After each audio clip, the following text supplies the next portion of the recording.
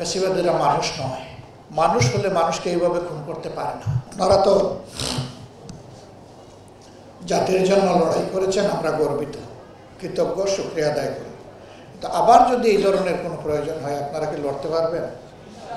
কারণ আপনাদের তো কারো হাত নাই, কারো পা নাই, কেউ চোখে কম দেখছেন অথবা একেবারেই দেখছেন না, আপনারা তখন কি করবেন?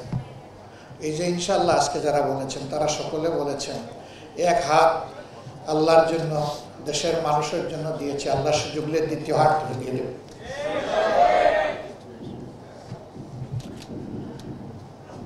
এক পা চলে গিয়েছে, অসুবিধা নাই, প্রয়োজনে আর এক পা দিয়ে দেব, তবুও কোনো ফ্যাসিবাদকে আমরা বরদাস্ত করব না। ফ্যাসিবাদীরা মানুষ নয়, মানুষ হলে মানুষকে এইভাবে খুন করতে পারে না। আপনারা দেখছেন অনবরত মিডিয়া আসছে, তিনি বাহিনী প্রধানদেরকে হুকুম করেছিলেন যত মানুষ খুন করে হয় আমার গদি ঠিক রাখো। কত বড় নির্দয়, কত পাষাণ হলে এইরকম নির্দেশ দেওয়া যায়।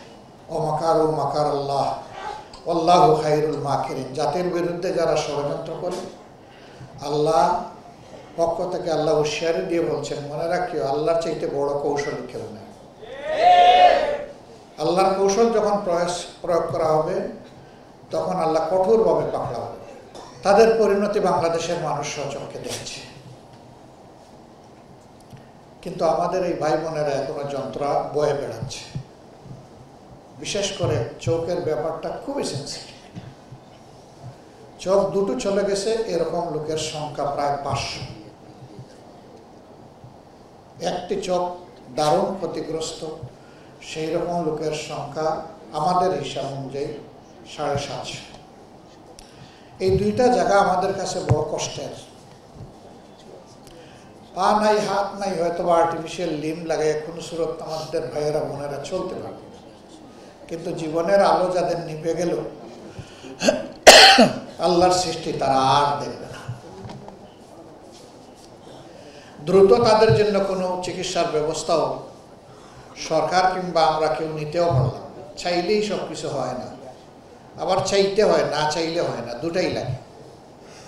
আমরা সরকারকে তখন বলেছিলাম যারা শহীদ হয়েছেন তাদের আপনজন তো একটা শান্তি পেয়ে যাবে এক সময়, কিন্তু যারা আহত হয়েছে তাদের দিকে নজর দেন অগ্রাধিকারের ভিত্তিতে। সরকার তখন বলেছিল যে আমরা তাদের সমস্ত চিকিৎসা নিশ্চিত করব, দেশে হোক বিদেশে। আমার জানা মতো দেশে কিছু চিকিৎসা দিলে ওইটা পর্যাপ্ত নয় এবং বিদেশের ব্যাপারে এখনো বড় কিছু সরকার করতে পারে। আমরা একটা সংগঠন, আমরা মূল দিন থেকেই আমাদের অগ্রাধিকার দুটো ছিল, প্রথমে শহীদ পরিবার, এরপরে আহত ভাই বোন। আমরা শুধু ঢাকা না, সারা বাংলাদেশে বলে দিয়েছিলাম যে আমাদের যা সামর্থ্য আছে তাই নিয়ে আমাদের আহত ভাই বোনদের পাশে দাঁড়ান, আর শহীদদের ব্যাপারটা কেন্দ্র থেকে আমরা দেখব। আলহামদুলিল্লাহ আমাদের সবগুলা শাখা তাদের সামর্থ্য অনুযায়ী গিয়েছে। তারা যে বিশাল কোনো উপকার আপনাদের করতে পেরেছে তা না, বরঞ্চ আমরা আপনাদের পাশে গিয়ে কৃতজ্ঞ হয়েছি, ধন্য হয়েছি, যেতে পেরেছি, দোয়া চাইতে পেরেছি। এটা আমাদের সৌভাগ্য, আলহামদুলিল্লাহ।